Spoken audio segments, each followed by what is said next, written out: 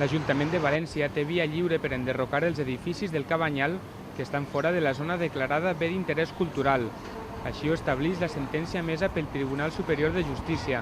La plataforma Salvem el Cabanyal, però, denuncia que aquesta autorització podria entrar en contradicció amb la sentència que està pendent del Tribunal Suprem sobre el pla especial en la seva totalitat. I el que diu, acertadament, el vot particular, que diu, oiga, ¿ustedes qué quieren? ¿Derribar esos edificios? Y si el Tribunal Supremo anula el plan especial, automáticamente entra en vigor el plan general del 88, que los tiene catalogados.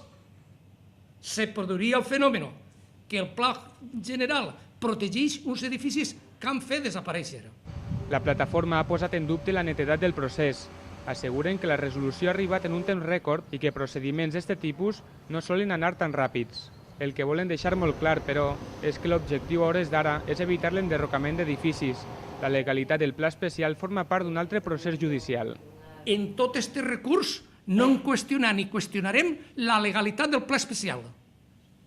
La legalitat i executivitat del pla especial és un problema que se resol en altres processos, concretament el Supremo, el del Ministeri de Cultura i l'altre.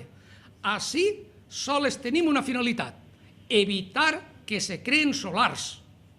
Nosaltres no discutim que siguin legals o no els derribos. Això és un problema d'altres procediments. Nosaltres discutim i diem que és un abús de dret i és contra la llei de patrimoni derribar dins dels àmbits de centres històrics per a deixar solars abandonats, que és el que fan.